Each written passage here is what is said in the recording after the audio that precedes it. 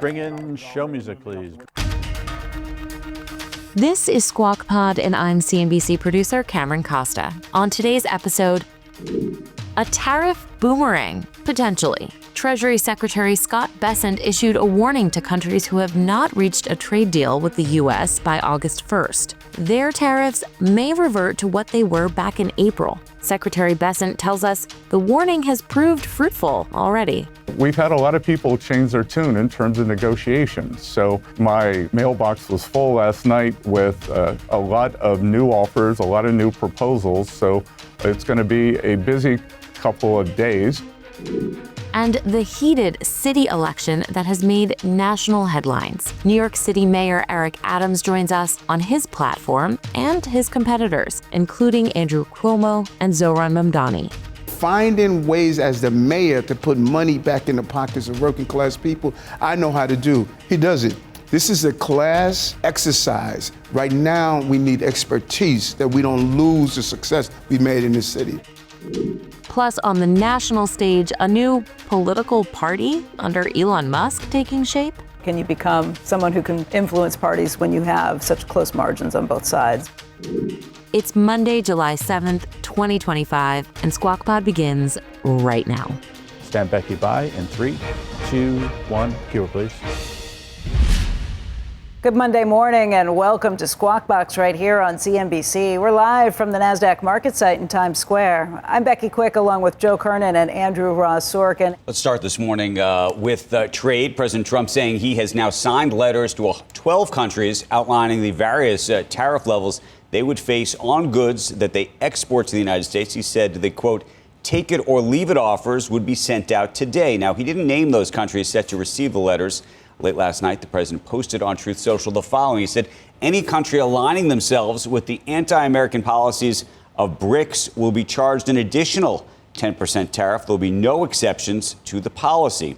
The leaders of that bloc include Brazil, Russia, and China. They met over the weekend in Rio de Janeiro, so we're going to have to keep our eyes on that. Meantime, earlier yesterday, Treasury Secretary Scott Bessent providing a little bit of color on this, saying countries that don't make trade deals with the U.S. by August 1st can expect tariff rates to return to the levels announced back in April. Now, Bessent said the U.S. is near several deals and to expect to see several big announcements over the next couple of days. Of course, we got the Vietnam deal last week. Secretary Bessent's going to be able to join us this morning. We'll be able to talk to him about all of this, ask him all the questions we want. So send them in if you've got some. Lots of folks in the manufacturing and retail world who are very concerned about what this means. Some who don't even really understand what the Vietnam deal actually ultimately means in terms of what the true tariff rate is. Originally, we were going to be seeing those new tariffs or the deals either done by July 8th or 9th. So this was going to be the deadline week. This pushes this off a few weeks. Kind of pushes. Well, they're saying it's not an extension of the deadline.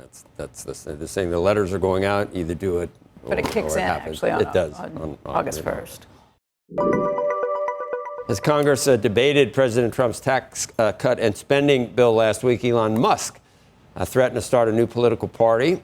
And now the bill is law, and Musk says the America Party has been formed. He didn't provide any details, but has vowed to boost his political spending to unseat lawmakers who voted for the bill. In a long post on Truth Social yesterday, President Trump wrote that he's saddened to watch Elon Musk, in his words, go completely off the rails, essentially becoming a train wreck over the last 5 weeks. And he said the one thing that third parties are good for is the creation of complete and total disruption and chaos. And he mentioned Ross Perot in the past. Shares of Tesla this morning, you can see down about significantly down about 6%. I mean, I guess the question becomes, if you can target a few senators and a few House seats, can you actually become the, Kirsten Sinema vote? Can you become someone who can influence parties when you have such close margins on both sides? But it is Well, and who's it better for? Does it help Democrats? Does it help Republicans? Obviously, there's that question. Say it helps. There's the other question of just how much influence. I mean, look, I follow Elon. We all follow Elon very well. There's some people who love him. There's other people who hate him. There's other people. Depends on the day. But as a result, the question is how much influence will he be able to have beyond the money piece of it. Because look, the money works to some degree, but it's really, there's this other element to it. By the way, the shareholders of Tesla, they don't like it. That's a whole separate matter we should talk about at some point. So it's not so clear that if you're just going to throw money. And by the way, at the ring, even if you what got that them means. elected, do they vote the way you want them to vote? It's not like you would own these politicians or have them in your pocket at that point, too. He's pretty mercurial. That has not changed. And whenever Walter's in, Isaacson, he talks about it. The original blow-up was a total train wreck. With the Epstein stuff. And then it seemed like things quieted down and they were not friends again, but there was like a détente. Right. Now it's full on out in the open. But what about the Tesla shareholder today? Or the SpaceX shareholder? Or the anybody shareholder? You have to wonder the implications, what this means for any government contracts. Well, there's the government contracts, but there's also his own focus. I think there were a lot of shareholders who were actually quite happy that he was back in the saddle. Out of Washington. He was sleeping back on the floor. He was doing his thing. People have talked a lot about when he gets backed into a corner, he comes back. By the way, there's an interesting story in the Wall Street Journal this morning that says how Tesla is struggling in China now because companies like BYD and other car makers are doing all sorts of new advanced work that we all think Tesla's so advanced. They are very advanced here in the United States. Apparently there, it's not anymore. So there's a lot of work to be done just inside Tesla unto itself. And that doesn't even start with the conversation as you're reflecting about what you think regulation and policy is, government contracts, and everything else. CNBC's Phil LeBeau is here to talk about investor reaction. Understandable, because I think a lot of people are saying, what's he doing? Where's he going with this? And Tesla investors, to a large extent, have always given him a lot of rope to go off and to do and to say whatever he wants to say, because their belief is, look, the man has come up with some incredible companies, whether you're looking at Tesla, whether you're looking at SpaceX, and has done things that a lot of people scoffed at in the past. But now that he's revisiting the idea of politics in terms of forming a political party, it raises a bunch of questions. Look at his comment in terms of, what he wants to do with the American Party when he posted on X saying, when it comes to bankrupting our country, with waste and graft, we live in a one-party system, not a democracy. Is that by itself going to bother a Tesla investor? No. But he wants to form a party, which then raises the question, wait a second, what are you doing with your time and your attention? You're trying to form a political party? It would, in theory, target 2 or 3 Senate seats, 8 to 10 House seats, and the goal is to have enough leverage that they could steer legislative talks, whether with the Democratic Party or the Republican Party. Not surprisingly, Donald Trump said that Elon Musk is off the rails in terms of his comments. So this is one of those things, guys, where you look at it from a Tesla investor perspective and you sit there and say, what about Tesla? We wanted you to work on Tesla. That's what we think Elon Musk is best at. And that's the reason that shares are under pressure right now. Yeah, this is, look, his intensity and his unwillingness to ever take no for an answer, to be shut down by things is part of why he's so successful. Without a doubt. But correct. There are questions as to the limit of that and knowing how to prioritize and what he should and shouldn't be going after. Yep. That I think are the big issues here, too. Yeah, and I think Dan Ives summed it up best with his note that he put out. And Dan Ives, look, let's be clear here. He is a Tesla bull through and through. He thinks that Elon Musk is going to go much farther and Tesla is going to go much higher. But in his note, he said what I think a lot of people believe in terms of when they look at Tesla as an investment. There is a broader sense of exhaustion from many Tesla investors that Musk keeps heading down the political track. Becky, over the weekend, 4 or 5 different people in different situations, whether I was out at an event, out at a store and stuff, they would stop me and they always ask about Elon Musk. You know what they all said? Pretty much the same thing. What is he doing? What is he doing? And that is at the heart of the question surrounding Elon Musk and Tesla, and that's why the stock is under pressure, because people are sitting there saying, are you focused on full self-driving and fixing, the concerns about sales slowing down? Or are you more concerned about politics? That is the question. Phil, thank you. We'll see you again soon. You bet. Coming up on Squawk Pod. The Trump economic agenda, as I've said many times, is a 3-legged stool. It's trade, it's tax, and it's deregulation. what each leg of that stool looks like, according to Secretary Bessent. Plus, while President Trump raises pressure on the central bank, the Treasury Secretary keeps up his relationship with Fed Chair Jay Powell. He comes to Treasury, I go to the Fed. The Fed's food is much better, so I enjoy breakfast over there. And we have very lively and far-reaching discussions with a lot of mutual respect. They're not worried about egg prices over there.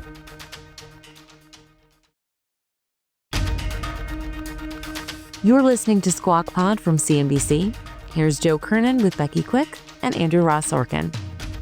Join us now for the latest on tariffs and the recently passed budget bill and more. Treasury Secretary Scott Bessent. Mr. Secretary, thanks for joining us. The big, beautiful bill, deficit concerns, debt concerns. You have made the argument in the past that this will address the deficit, and you see deficits in future years coming down from whatever it is, 6% of GDP. How do you argue that that's going to happen? Tell us again.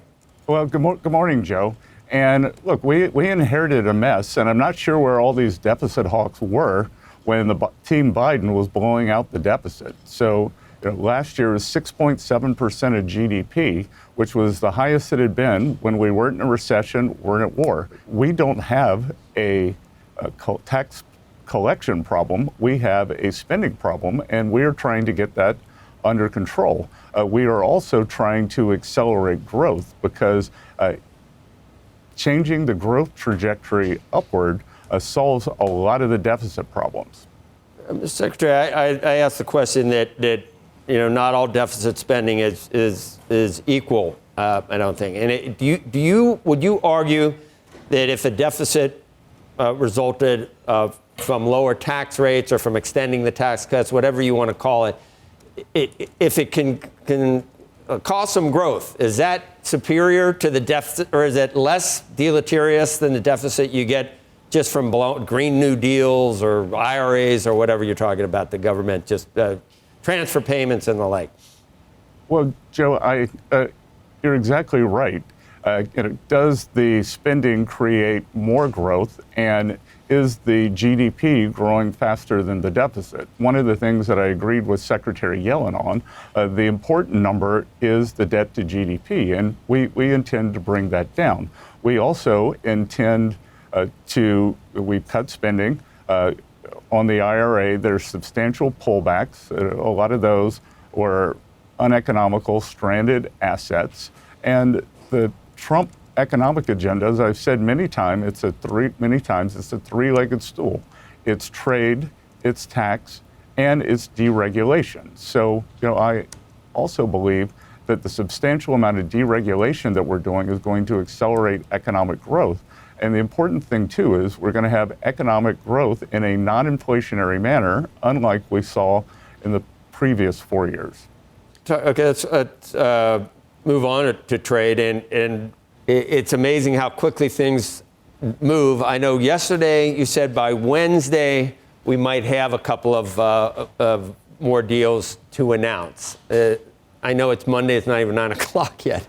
Can you give us any idea whether that's likely? Is India, is that in the mix? Can you break any news for us here that something's going to happen in the next 48 hours? Yeah, we are going to have several announcements in the next 48 hours. And, Joe, I think what President Trump is concerned about is the quality of the deals, not the quantity. As you could imagine, as he started herding the cats and trying to get everyone across the finish line, when he said that there's a chance that countries could boomerang back to their April 2nd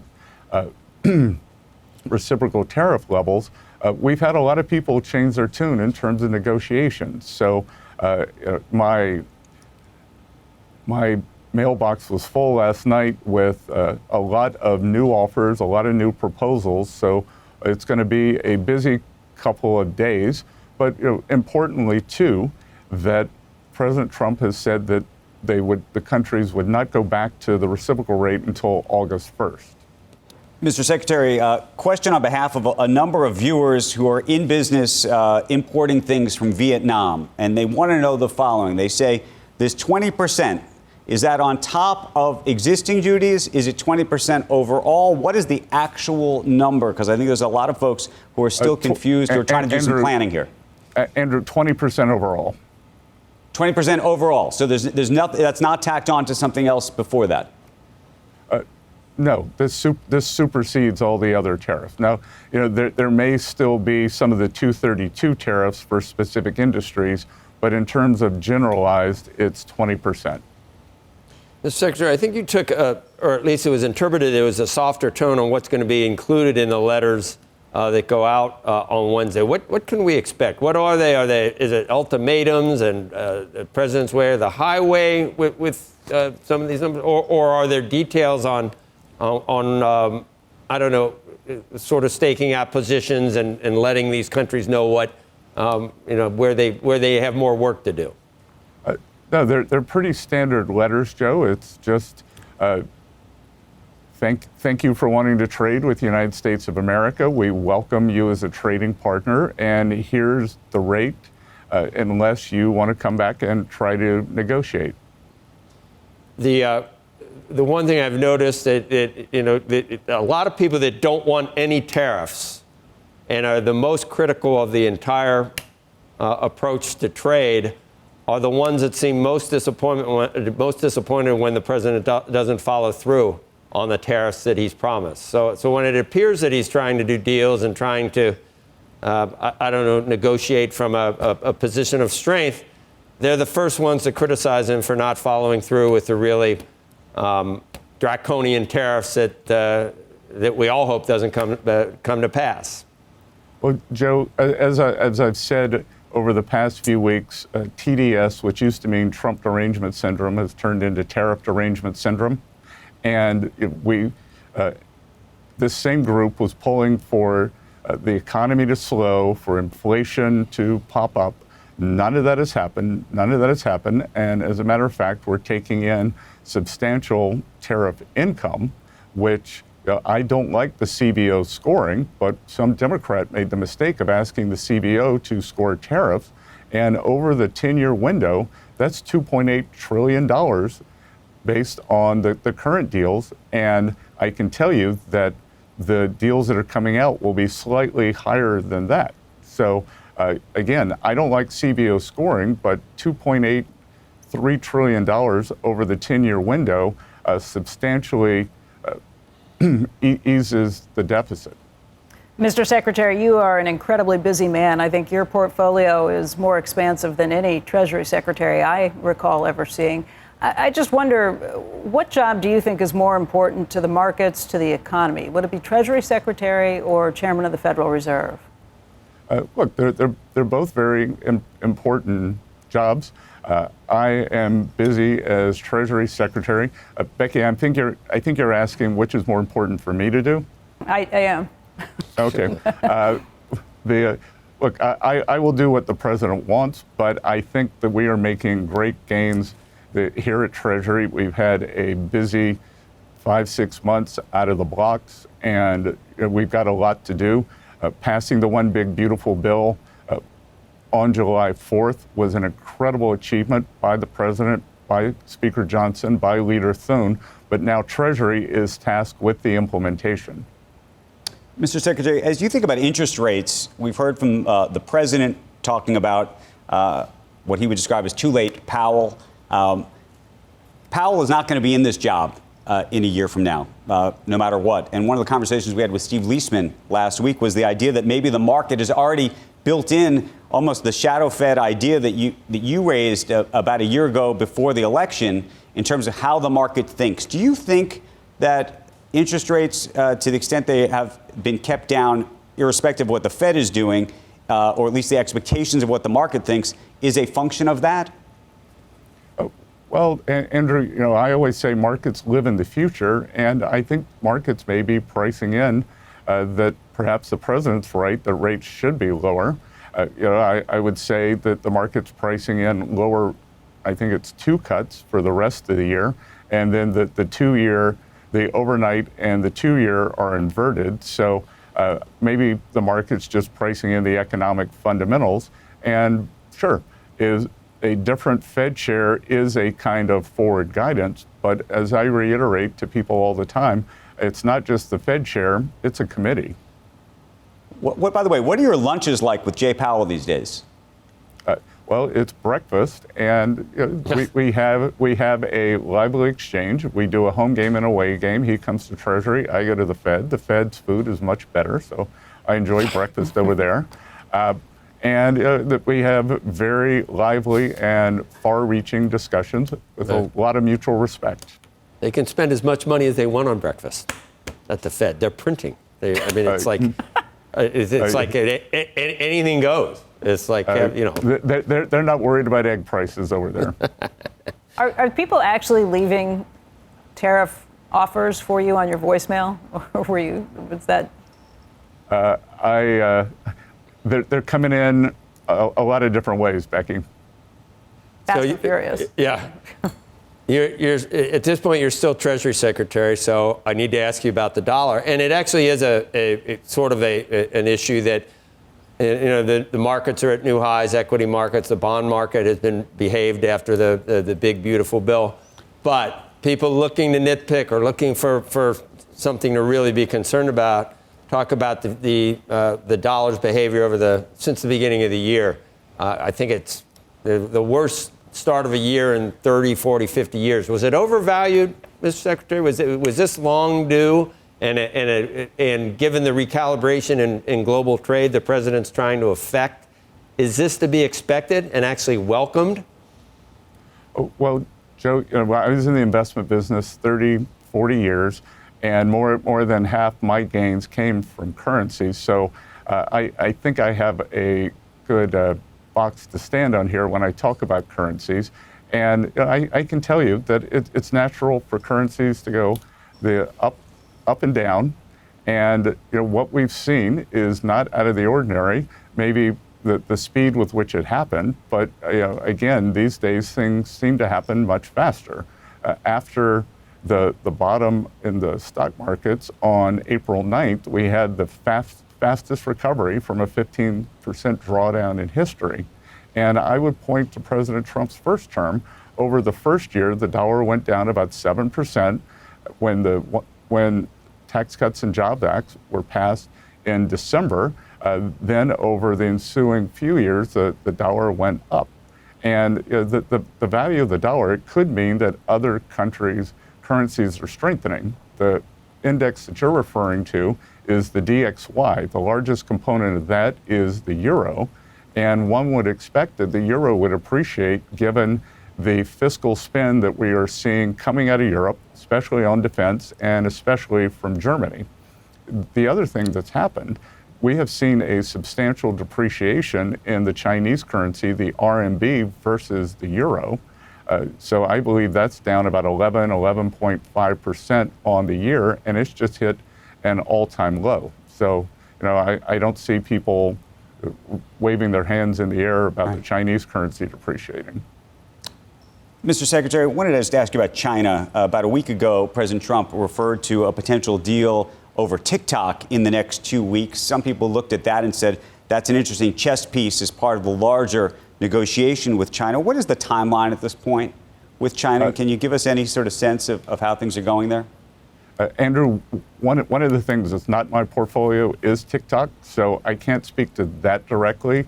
What I can speak to is I'm going to be meeting with my Chinese counterpart sometime in the next couple of weeks. We had good meetings in Geneva, in London. We both approached it with great respect to the two largest economies. And I think there are things for us to do together if the Chinese want to do it. So, we will discuss whether we are able to move beyond trade into other areas. Secretary, I know you have to leave. I was kind of clumsy in asking my question about just trying to talk about different types of deficits. Judy Shelton, I don't know what happens with the Fed. I don't know who's there in a year, but this is pretty eloquent. She sent this in. This has been one of her Wall Street Journal pieces. There is a difference between government overspending, which borrows from the future to pay for current consumption, and tax cutting incentives now to spur more production down the road. Government borrowing to finance socialist redistribution isn't the same as government borrowing to invest in entrepreneurial capitalism. That's pretty well said. I might tweet that out. You're free to tweet that out if you want to. Okay, Joe, the other thing too is that I think in the Tax Cuts and Jobs Act, which was made permanent, is the 100% expensing of that's equipment, not talked about much, which is very powerful. We also have a 5-year window for 100% expensing for factory structures and agriculture structures. So, to take a tax hit on that is really, you're really winding the spring, and you are creating high after-tax returns on capital, which increase productivity, which is what makes countries rich. Very good. Let us know. We're here if you want to get it out. I think we count as disclosure, don't we? We count as fair. We do. Fair disclosure. If you're leaving now and you get something in your email box or something, just call us back. Will you do that, Mr. Secretary? Let us know. After Maybe the not. president, Joe, you'll be my second call. Right. There you go. That's not bad. Thank you, Secretary Bessent. Appreciate it. Okay, thank you all. Cheese will be next. Up next on Squawk Pod, New York City Mayor Eric Adams joins us. He explains his own campaign as an independent and responds to the platform of Democratic nominee for mayor Zohran Mamdani. The foundation of him paying for free buses, he wants to tax 1% of high-income New Yorkers. Mayors don't have that authority. You know who has that authority? Assemblyman. He's an assemblyman. And the governor already made it clear she's never going to do it. The city politics that have captured national attention right after this.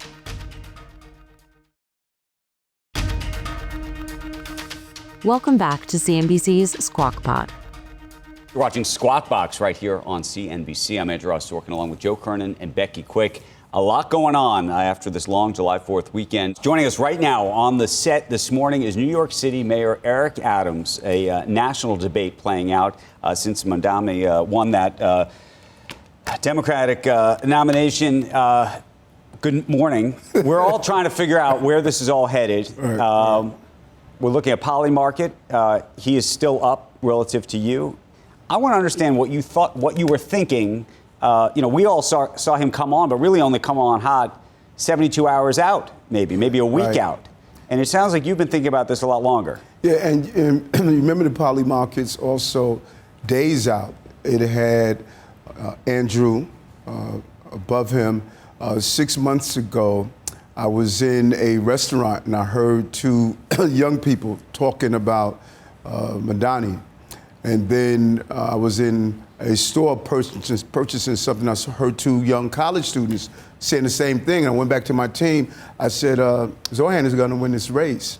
And we strategically knew that we should not be in a crowded Democratic primary. And then I decided I was going to run on an independent line. And everyone thought it was hilarious. They said, what are you doing? No mayor could win. Who's laughing now? So I'm curious, I don't know if you want to say it, what do you see as your own personal challenges to win this race? I can give you my own list, but I'm curious when you look at this whole situation, your own situation, and what you need to persuade New Yorkers to vote for you, what do you see the thing that you need to overcome? No, and I like that. Number one, Andrew.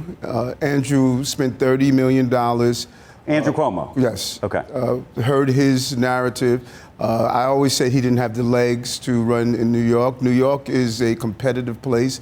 They want to see you. You can't come out on weekends. You have to be firm. And I think he really should do an analysis and say, give Eric an opportunity to run against him. So you would need him to get out for this to work? He should. And the second is, my story has never been told. People don't realize that we broke the record 11 times in jobs, that this is the strongest economy in the recorded history of the city. What we did around housing, the crime, removing 22,000 illegal guns off our street, 100,000 illegal vehicles off our street. 12 months of Broadway has been the best Broadway in the recorded history of the city. My story has never been told. It was overshadowed by that lawfare of being prosecuted because I decided to defend the city. And now I'm going to have the opportunity to go to working class New Yorkers and say, think about this. We don't want to defund our police department. Right. We don't want to empty Rikers Island and have people go back into the communities that prosecute them. We don't want to have a city where we say we don't want billionaires in the city. I mean, just think about what we're saying. Right. What do you tell New Yorkers who say, look, they are anxious about the settlement that you've reached with this president? They say you're being held hostage by this president, that if you're the if you continue to be the mayor, you have to listen to whatever this president says, because the moment you don't listen to the president, he can go after you again. And what do you say about the team around you? Because the other piece of this is trying to have an amazing team around you. And there have been concerns over the years that some of the team members either now don't want to be there because of the Trump situation, and others that say you had some family members around and other things. What about rebuilding that team? Well, let's peel that back for a moment. The deal that I made with the president, you tell a lie long enough, it becomes the truth. There was never a deal. I didn't even know Donald Trump personally until he was campaigning. On a campaign trail, he said, look what they're doing to that mayor. It's unfair. And so I thank him for acknowledging what happened. Second, my team, I just gave you a list of wins. Right. You know, when you looked at how we turned around this city, and going through COVID, going to 237 migrants and asylum seekers, dealing with the crime that we were facing, recovering our economy. When you look at that team won. That team was successful. Now look at my team now. Randy Mastro is my first deputy mayor.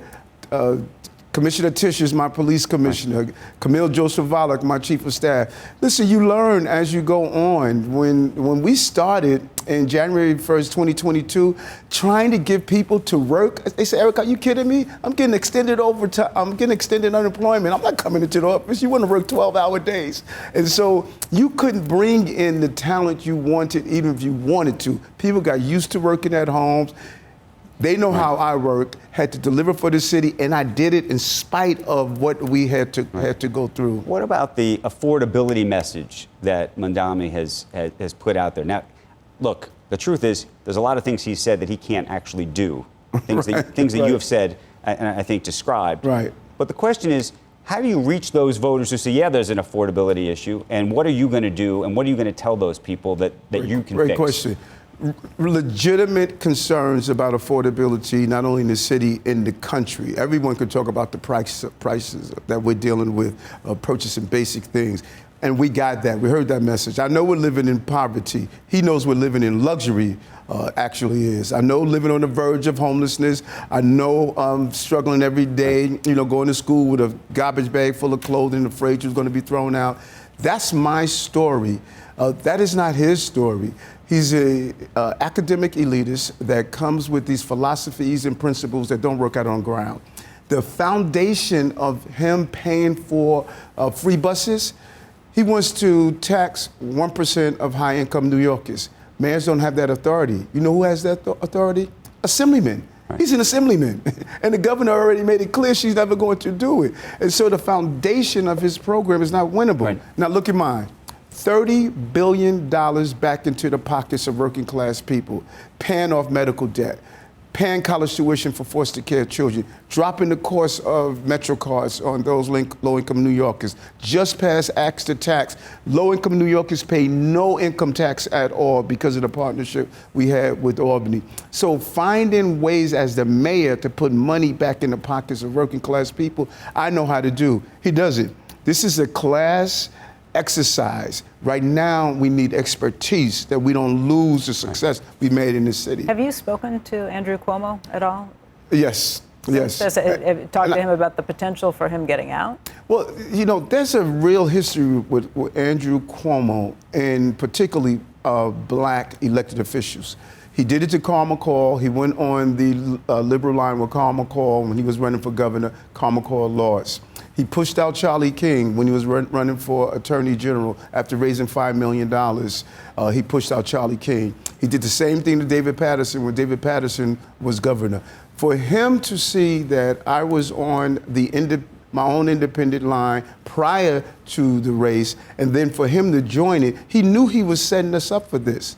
He knew Mamdani's were going to be on the Workers' Family Party. So has he asked you to step aside? I'm sorry? Has he asked you to step aside? Yes. I said, Andrew, are you that level of arrogance? I'm the sitting mayor. I'm the sitting mayor of the city of New York. And you expect for me to step aside when you just lost to Zohran by 12 points. He was up 32 points, $30 million. You lost. They heard your message and you lost. Now let a fresh set of legs that has produced for this city. And that's the highest level of arrogance. I got a different question for you. You probably saw the story over the weekend about Zohran claiming to be Asian and African American in this application he made to Columbia. I'm curious just whether you think that should matter. Whether he's made this argument that there were not enough boxes to check to represent his heritage. What do you personally think? There was a box for, I believe, mixed ethnicity. There was a box. First of all, he was not American at the time. He just got his citizen a few years ago, I think in either 2018. It's not excusable. He said himself when he was interviewed, if he called himself African American, it would be misleading. During those times, you were identifying seats for particular groups to make sure you had diversity on the campus. It was the wrong thing to do. So instead of saying that I didn't have enough boxes, how about saying I'm sorry? How about saying I'm sorry that I did a video mocking Hanukkah? How about just standing up and say I'm sorry, I'm wrong?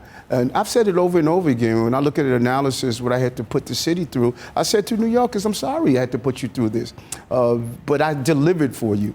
And I think the most humbling thing you could do is just say, listen, I'm sorry, I should not have done it. How are you going to win? I mean, why does no one vote? Why do they allow this to happen with such small numbers? And can you galvanize New Yorkers that might be horrified by the prospect of an anti-Semitic socialist mayor?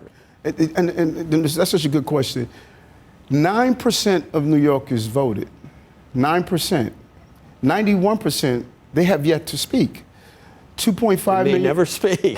Yeah, no, I would challenge that just a little. 2.5 million Democrats did not vote. 1 million independents did not vote yet. We have yet to hear from 700,000 Republicans. I think what Mamdani did, he had an army already built. They were already on our college campuses, angry, frustrated, anti-American sentiments. Right. They were already walking through our streets in the thousands, protesting. Day after Gaza took place on October 7th, we had tens of thousands on our streets. He had an army that was already angry by the presidential race. So he didn't have to recruit. Right. He took that army and funneled that anger. And as I said, that when I saw the radicalization of our children on college campuses, I was sending out the warning sign. Listen, they're radicalizing our children. And we don't know really what all of that radicalization is coming from. So now, just as he radicalized and he mobilized people who were feeling the pain of affordability, the anger of college campuses, now we're going to mobilize 1 million new voters who woke up on the day after the election on the 25th and said, oh my God, let's listen to what this guy is saying. We should mention we have invited him and Andrew Cuomo on the broadcast. But let me ask you this, just straight up, because Joe made a reference to anti-Semitism. And I talked about how upset I was that he wouldn't condemn this phrase, globalized intifada. Do you believe he's an anti-Semite? I think if he's not, he's truly misguided. You don't mock Hanukkah. You don't mock it. You do not ridicule. You respect all faiths, and everyone knows my basis of faith. Right. You do not lift up a group as a rap artist that talks about an organization that supported Hamas. I think that there are actions that you're seeing that if he's not anti-Semitic, then clearly there are things he needs to re-examine what he's doing. He said that he would arrest Bibi Netanyahu, by the way, who's in Washington today, if he was in New York City. What do you think the role of a mayor should be as it relates to international affairs? Well, it's interesting. He said he would arrest the head of Israel, but he's not willing to arrest the 27 gang members that came to the city, Venezuelan gang members.